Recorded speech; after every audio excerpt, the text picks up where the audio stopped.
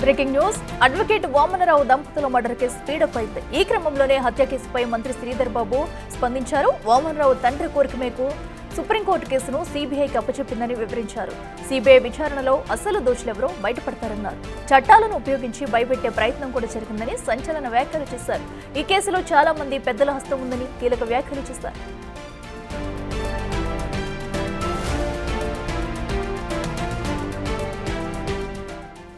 ఈరోజు వామనరావు సంబంధించిన తండ్రి గారు సుప్రీంకోర్టుని ఆశ్రయించింది. ఎందుకంటే ఆ రోజు రాష్ట్ర ప్రభుత్వం పట్టించుకోలేదు కనుక సుప్రీంకోర్టులో ఉన్న అంశం విషయంలో రాష్ట్ర ప్రభుత్వాన్ని అడిగినప్పుడు తప్పకుండా వారు అడిగింది సిట్ అన్నా సిబిఐ కోర్టు అని అంటే ఏదైనా పర్వాలేదని చెప్పి సరే సుప్రీంకోర్టు నిర్ణయం తీసుకుంది.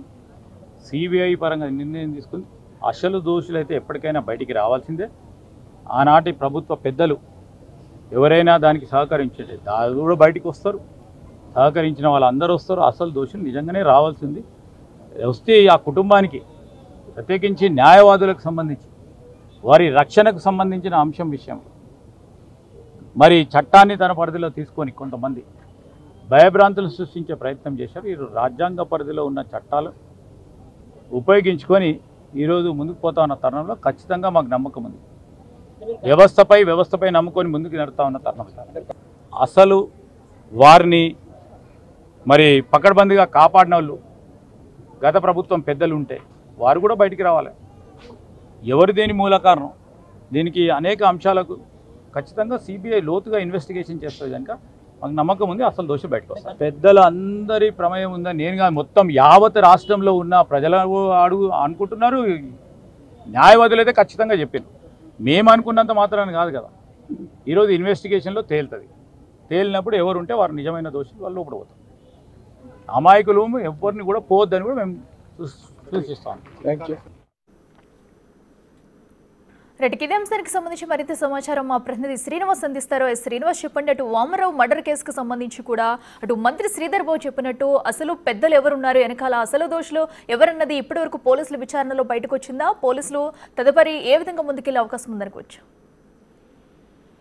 అఖిల 2021 ఫిబ్రవరి 17వ తేదీన అత్యంత దారుణంగా నడి రోడ్డు పైన వామనరావు దంపతుల నరికి చంపినటువంటి నేపథ్యం లోపల ఇటు దాదాపుగా 7గురికి ఇవరకే శిక్ష పడడం జరిగింది. వీళ్ళందరూ కూడా ఇప్పుడు బెయిల్ ద్వారా బయట ఉన్నటువంటి నేపథ్యం లోపల మొదటి నుంచి కూడా అసలు నిందితులు దీని ఈ హత్య వెనుక వేరే వారి కుట్ర ఉన్నది అని చెప్పి వామనరావు యొక్క తండ్రి కిషన్ రావు మొదటి నుంచి కూడా ఇటు ఆరోపణలు చేస్తున్నటువంటి నేపథ్యం లోపల తమకు న్యాయం జరగలేదని చెప్పి ఇటు సుప్రీంకోర్టును కూడా ఆశ్రయించినటువంటి నేపథ్యం లోపల సుప్రీంకోర్టు కూడా ఈ మొత్తం ఏదైతే కేసు ఉందో దీన్ని మొత్తం సిబిఐకి బదిలీ చేస్తూ కూడా తీర్పు ఇచ్చినటువంటి నేపథ్యం లోపల ఇటు మొదటి నుంచి వామనరావు యొక్క తండ్రి గట్టు కిషన్ రావు చెప్తున్నట్టుగా ఇందులోపల అప్పటి రాష్ట్ర ప్రభుత్వం లోపల ఉన్నటువంటి ప్రముఖంగా అప్పటి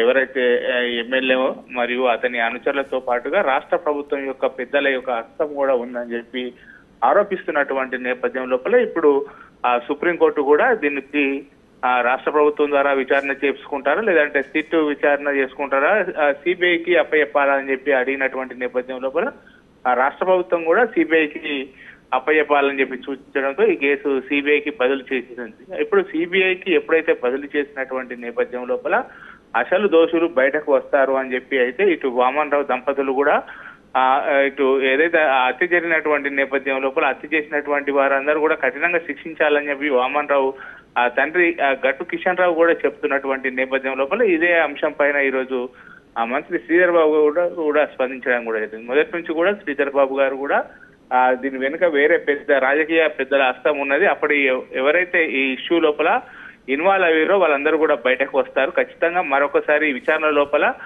వారి అందరి యొక్క పేర్లు బయటకు వచ్చేటువంటి అవకాశం ఉందని చెప్పి ఈరోజు కరీంనగర్ లోపల మీడియాతో మాట్లాడుతూ తెలపడం జరిగింది. అఖిల మరి నిజంగా సిబిఐకి అప్పచెప్పిన తర్వాత అప్పుడు ఏదైతే ఎఫ్ఐఆర్ మరణ వాంగ్మూలం లోపల అన్ని కూడా అప్పుడు తప్పుడు చేశారు అని చెప్పి చేసినటువంటి నేపథ్యం లోపల ఎవరి పేర్లు బయటకు వస్తాయి అనేటువంటిది అయితే ఇప్పుడు సంచలనంగా మారినటువంటి పరిస్థితి కనబడుతుంది.